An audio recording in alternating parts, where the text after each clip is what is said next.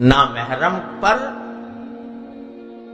لذت لینے کی غرض سے نگاہ ڈالنا، لذت حاصل کرنا، نامحرم کو دیکھ کر لذت حاصل کرنا، یہ ایسا گناہ ہے جس کو قرآن حدیث میں فرمایا گیا کہ النظر سہم من سہام ابلیس او کما قال صلی اللہ علیہ وسلم، کہ انسان کی نظر جو ہے یہ ابلیس کے تیروں میں سے ایک تیر ہے، شیطان کے تیروں میں سے ایک تیر، وہ اگر غلط استعمال ہوتی ہے، نامحرموں کو دیکھنے میں استعمال ہوتی ہے اور فحاشی کو دیکھنے میں استعمال ہوتی ہے، تو یہ اتنا بڑا گناہ ہے کہ جس کے نتیجے میں انسان کے قلب میں ظلمت پیدا ہو جاتی ہے۔ یاد رکھو، یہ دل میں اگر ظلمت پیدا ہو جائے، اللہ تبارک و تعالیٰ نے ایک مومن کے دل میں ایمان کا نور رکھا ہے، اور تعلیم یہ دی ہے کہ اللہ تعالیٰ سے ہمیشہ نور مانگو۔ فجر کی نماز کو جاتے وقت دعا جو تلقین فرمائی وہ کیا ہے؟ اللہم اجعل فی قلبی نورا وفی بصری نورا وفی سمعی نورا وفی، کتنی چیزوں کا ذکر کیا، فلاں چیز میں بھی، آنکھ میں بھی نور پیدا فرما دے، کان میں بھی نور پیدا فرما دے، اور میری بصارت میں بھی نور فرما دے، اور میرے قلب میں بھی فرما دے، اور میرے نفس میں بھی فرما دے، اور میرے دائیں بھی نور ہو، میرے بائیں بھی نور ہو، میرے آگے بھی نور ہو، میرے پیچھے بھی نور ہو، اوپر بھی نور ہو، نیچے بھی نور ہو۔ حضور اکرم صلی اللہ علیہ وسلم یہ دعا فرما رہے ہیں، اور یہ نور زائل ہوتا ہے گناہوں سے، خاص طور سے گناہ، آنکھ کے گناہ، یہ آنکھ کا جو گناہ ہے بد نظری، یہ کیا ہے؟ یہ ابلیس کے تیروں میں سے ایک تیر ہے، سہم من سہام ابلیس، اور اس کے نتیجے میں قلب میں ظلمت ہوتی ہے۔ اللہ تبارک و تعالیٰ کی، اللہ تعالیٰ کے تعلق سے دوری ہوتی ہے، جتنا بندہ گناہ کرتا ہے اتنا ہی اللہ تعالیٰ سے دور ہو جاتا ہے، جتنی نیکی کرتا ہے اتنا قریب ہو جاتا ہے، جتنا گناہ کرتا ہے دور ہو جاتا ہے، اللہ تعالیٰ سے دور ہو جاتا ہے، اور اس کے قلب میں ایک ظلمت پیدا ہو جاتی ہے، ایسی ظلمت کہ پھر یہ گناہ کی، اللہ بچائے، خاصیت کیا ہوتی ہے کہ اس گناہ کے نتیجے میں مزید گناہ کرنے کا جذبہ پیدا ہوتا ہے، یہی ہے وہ ظلمت۔ آج میں نے کیا تو اس کے نتیجے میں میرے ایک ظلمت پیدا ہو گئی، تاریکی دل میں پیدا ہو گئی، اس ظلمت اور تاریکی کے وجہ سے اور گناہ کی طرف طبیعت مائل ہوگی۔ اگر توبہ نہ کی، سچے دل سے توبہ کر لی، انشاءاللہ وہ ظلمت دور ہو جائے گی۔ توبہ کر لی، سچے دل سے توبہ کر لی تو انشاءاللہ وہ ظلمت دور ہو جائے گی، لیکن اگر توبہ نہ کی وہ ظلمت باقی رہے گی، وہ اور گناہ کرائے گی۔ بعض مرتبہ دھوکہ ہو جاتا ہے انسان کو، دھوکہ یہ ہو جاتا ہے کہ چلو ایک مرتبہ گناہ کر لو، یہ حسرت دل سے نکل جائے گی، ایک مرتبہ گناہ کر لو، حسرت دل سے نکل جائے گی، پھر توبہ کر لیں گے۔ یہ شیطان کا ایک بہت بڑا دھوکہ ہے، اللہ تعالیٰ ہم سب کو کی اس سے حفاظت فرمائے۔ کیوں؟ اس لیے کہ پہلی بات تو یہ ہے کہ کیا بھروسہ ہے کہ گناہ کرنے کے بعد زندہ رہو گے؟ کیا بھروسہ ہے کہ توبہ کی توفیق ہوگی؟ کیا بھروسہ ہے کہ تمہیں اس کے بعد تمہارا دل پھر جائے گا اور بجائے توبہ کے اور گناہوں کی طرف مائل ہو جاؤ گے؟ اور گناہ کی خصوصیت یہ ہے کہ اگر توبہ نہ کی جائے تو دل سے اس گناہ کا ڈر، جب تک وہ گناہ نہیں کیا اس وقت تک دل میں ایک ڈر ہے کہ کروں گا گناہ ہوگا، کروں گا گناہ ہوگا، اللہ تعالیٰ ناراض ہو جائیں گے، دوزخ ملے گی، وغیرہ وغیرہ۔ جب کر لیا تو وہ ڈر نکل گیا، اور ڈر نکلنے کے نتیجے میں پھر دوبارہ کوئی اب تو کر ہی لیا، چلو ایک اور کرو۔ اس کے نتیجے میں آدمی بڑھتا چلا جاتا ہے، بڑھتا چلا جاتا ہے۔ اور خوب سمجھ لو، میری یہ بات یاد رکھنا کہ گناہ اگر آدمی اپنے نفس کی خواہشات کو دبائے دبانے کے بجائے نفس کے پیچھے چل پڑے، نفسانی خواہشات کے پیچھے چل پڑے، تو یہ پیاس کبھی ختم بجھتی نہیں ہے. یہ پیاس کسی مرحلے پر جا کر بجھتی نہیں ہے.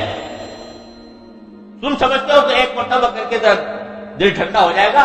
ارے دل ٹھنڈا نہیں ہوگا، اور پیاس بڑھے گی، اور پیاس بڑھنے کے نتیجے میں اور گناہ میں مبتلا ہو گئے، پھر اور ہو گئے، پھر اور ہو گئے، پھر اور ہو گئے، جب تک کہ مکمل توبہ نہ کر لو.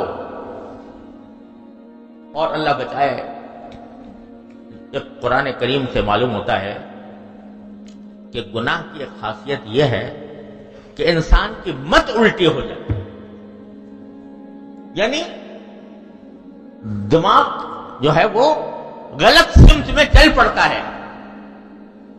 جو بری چیزیں اچھی لگنے لگتی ہیں، اچھی چیزیں بری لگنے لگتی ہیں. گناہ کی خاصیت یہ ہے. اور تقویٰ کی خاصیت یہ ہے، گناہ سے بچنے کی خاصیت یہ ہے. تو قرآن نے کل فرمایا یا ایھا الذین آمنوا اتقوا اللہ یجعل لکم فرقانا. تقویٰ اختیار کرو گے تو اللہ تعالیٰ تمہیں حق و باطل کی میں تمیز کرنے کا سلیقہ عطا فرما دیں گے. تو تقویٰ سے عقل درست ہوتی ہے اور گناہ سے عقل خراب ہوتی ہے. غلط جگہ پر اچھی چیز کو برا سمجھنے لگتا ہے، اور بری چیز کو اچھا سمجھنے لگتا ہے. یہ گناہ کی خاصیت ہے. لہذا یہ جو دھوکہ ہوتا ہے کہ چلو کر لو بعد میں توبہ کر لیں گے، یہ بہت بڑا زبردست دھوکہ ہے. وَلَا يَغُرَّنَّكُمْ بِاللَّهِ الْغَرُورُ. قرآن کہتا ہے کہ وہ تمہیں بڑا دھوکے باز شیطان تمہیں دھوکے میں نہ ڈالے. لہذا آدمی کو کبھی اس دھوکے میں نہیں آنا چاہیے. گناہ ہے. جب گناہ ہے تو اس کو تو کچلنا ہی ہے، اور ہر قیمت پر کچلنا ہے. اور جب بندہ یہ عزم کر لیتا ہے کہ یہ آنکھ غلط جگہ پڑے گی نہیں، جب عزم کر دیا اور اپنی نفسانی خواہشات کو کچل کر اپنے آپ کو اس کا عادی بنا لیا کہ یہ نگاہ غلط جگہ نہیں پڑے گی، نہیں پڑے گی، نہیں پڑے گی، تو پھر اللہ تبارک و تعالیٰ انسان کے دل میں وہ نور پیدا فرماتے ہیں اور اللہ تعالیٰ اپنے قریب کرتے ہیں. اللہ تبارک و تعالیٰ کا قرب حاصل ہوتا ہے، اس کے ساتھ تعلق میں اضافہ ہوتا ہے. جب اللہ تعالیٰ فرماتے ہیں جب میرے بندے نے میری خاطر، میری رضا کی خاطر، میرے حکم کی وجہ سے اپنی نفسانی خواہشات کو کچلا اور نفسانی خواہشات سے اپنے آپ کو بچایا، تو اب میں اس کے دل میں بیٹھوں گا، اب میں اس کو اپنا قرب عطا کروں گا، اب یہ میرا محبوب بنے گا، اب یہ میرا مقرب بنے گا. اللہ تبارک و تعالیٰ پھر اس کو مقرب بناتے ہیں. چنانچہ فرمایا گیا کہ جب کوئی شخص نظر اپنی ہٹا لے، کسی ناجائز چیز سے ہٹا لے اللہ تبارک و تعالیٰ کی خاطر، تو اللہ تعالیٰ اس کو ایسا نور عطا فرماتے ہیں کہ اس کے آگے گناہ کی لذت ہیچ در ہیچ. مگر کام کیا کرنا پڑے گا؟ تھوڑی سی اپنے اوپر سختی کرنی ہوگی، مشقت ڈالنی ہوگی. آدمی سوچتا ہے کہ بھئی ہماری نگاہ کو تو پناہ ہی نہیں ملتی، ایسا ماحول میں ہم پیدا ہوئے ہیں. تو ہمارے حضرت فرمایا کرتے تھے کہ یہ بات جو تم اپنے دل میں کہتے ہو یا دوسرے سے کہتے ہو کہ پیدا ہی ہم اگر صحابہ کے دور میں پیدا ہوئے ہوتے تو ہم بچا لیتے اپنے آپ کو. وہ تقویٰ کا دور تھا، وہ طہارت کا دور تھا. آج تو چاروں طرف گناہوں کے شعلے بھڑک رہے ہیں، اس میں کیسے بچائیں اپنے آپ؟ تو ہمارے حضرت فرماتے تھے کہ اگر تم یہ بات اللہ میاں سے کہو بجائے دوسروں سے کہنے کے، اللہ میاں سے کہو یا اللہ چاروں طرف گناہوں کا بازار گرم ہے، چاروں طرف معصیتوں کے شعلے بھڑک رہے ہیں، اے اللہ میں اکیلا ہوں، اے اللہ میں اپنے آپ کو کیسے بچاؤں؟ آپ اپنے فضل و کرم سے مجھے اب بچنے کی توفیق عطا فرما دیجئے. یا اللہ مجھے بچا لیجئے. یا اللہ یہ سارا جو آگ بھڑکی ہوئی ہے، اس آگ کو آپ ہی ٹھنڈا کر سکتے ہیں۔ آپ نے ابراہیم خلیل اللہ علیہ السلام کے لیے آگ کو ٹھنڈا کر دیا تھا، تو اللہ میرے لیے بھی، مجھے بھی بچا لیجیے۔ اس سے اللہ تعالیٰ سے مانگو تو صحیح۔ کیوں کہا اللہ تعالیٰ نے اللہ علی کل شیء قدیر؟ اللہ تعالیٰ ہر چیز پر قادر ہے، کیوں فرمایا؟ اس لیے فرمایا کہ تم اس کی قدرت کے حوالے سے مانگو، اس سے مانگو۔ اے اللہ میں تو قدرت نہیں رکھتا، میرے اندر تو اتنی جان نہیں ہے، میرے اندر اتنی قوت نہیں ہے کہ میں اپنے نفسانی خواہشات کے خلاف کام کروں اور ان نفسانی خواہشات کو کچلوں، لیکن آپ ہر چیز پر قادر ہیں، تو اللہ مجھے اپنی قدرت کاملہ سے اس ماحول کی تاریکیوں سے مجھے بچا دے، یہ آگ جو چاروں طرف بھڑک رہی ہے اس سے مجھے بچا دے۔ تو یقیناً ہو نہیں سکتا کہ اللہ تعالیٰ تمہیں نہ بچائے، اور اگر کبھی مبتلا ہوگے تو یقیناً توبہ کی توفیق ہوگی، یقیناً توبہ کی توفیق ہوگی۔ جب تم نے ان کو پکار لیا تو اللہ تعالیٰ کی طرف سے ضرور توفیق ہوگی۔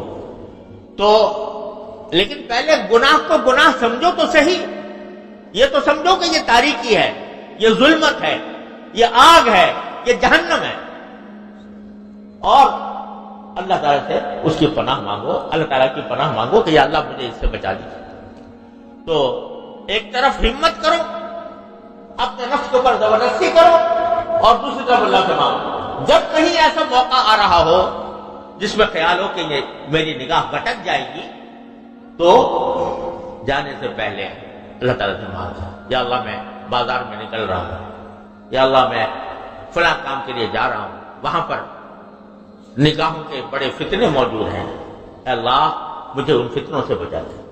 مانگ کے جاؤ، اللہ تعالیٰ سے مانگ کے جاؤ۔